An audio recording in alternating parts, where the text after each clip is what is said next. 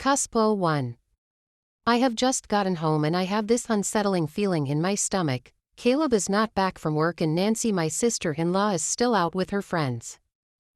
I feel frustrated just at the thought of having to start preparing dinner and on top of that do the rest of the chores before going to bed. It's not like my complaints are coming from helping around the house, but the fact that I have exams back to back and have to do everything home is what is not sitting well with me. I look through the fridge for something to cook. All the relish is frozen and it will take me almost an hour to defrost before I can start cooking. So much for being a dependent. I say to myself angrily, removing the chicken from the fridge. I had wanted to cut it into pieces before putting it in the fridge, but sister-in-law dearest had advised that it was better to freeze them whole. Now here I am suffering from that logic. I put it in water to defrost and start with the fried rice. After frying it, I get started with the salad whilst singing along to my favorite songs from my playlist. I pick up the phone and put it on speaker. When it starts to ring, it's Claudia. "Hey boo," she says excitedly. Someone sounds excited. I say, even though she is always excited, Claudia has energy for 5 people and it's always amusing seeing her like that. "You won't believe what just happened, or what I just discovered." "Do tell, child," I say, even though I know I don't have to tell her that because come what may she will spill. Vasa is bringing his woman home tomorrow. Mom is super excited because she feels this might lead to something big.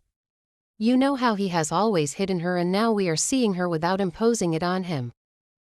That is very nice. Besides, he is a grown-up now, not so? Well, he is. I mean, look at Caleb, his junior, all married and shit. Language, ma'am. Sorry, I am just so excited.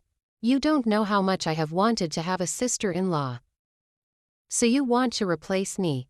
I ask before laughing, knowing how lousy I sound right now. Of course I can't replace you. Anyway, let me go. Mom is calling, she says, cutting the line even before I can say anything. I sigh deeply. I don't know how to feel about all this.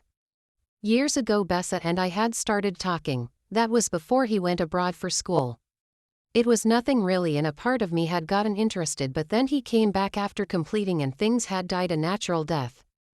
Honestly, I am happy for him and I do hope he is happy. I go back to my music and an hour later the chicken has melted and I have started cooking it. I hear a car drive into the yard. The noise coming from there, I can even tell that it's Nancy. She always plays her music very loud, it's hard to miss her. "If it isn't my favorite sister-in-law," she says, smiling. From the way she is smiling ear to ear, I know she has had a little too much to drink. I always admire how carefree she is. Caleb and her are the ultimate modern couple. They don't care what the world thinks about them as long as they are happy, and even though they will never mention that them being married for 4 years without a child affects them, I know it does. "Hey Nancy," I say, kissing her left cheek. She is always mushy when drunk and if it's not reciprocated she is a lot of work. "I missed you," she tells me, sitting on one of the kitchen chairs. "So did I, except it would have been nice if you cooked. In my own house, you are telling me what to do."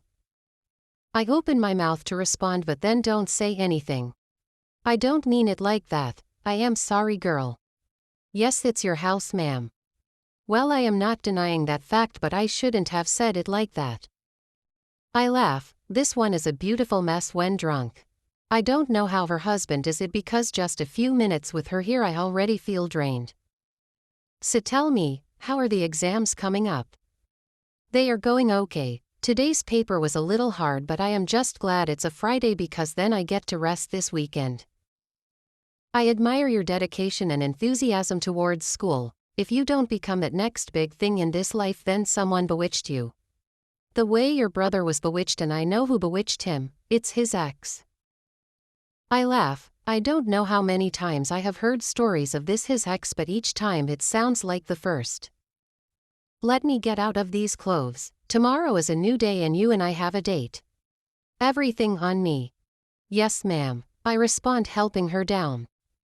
When she walks out of the kitchen I just laugh. I was all up in my emotions about how everything was left for me to do, but after the conversation with her I feel better. She might be work, but at the end of the day she is good company and being around her is not such a bad idea.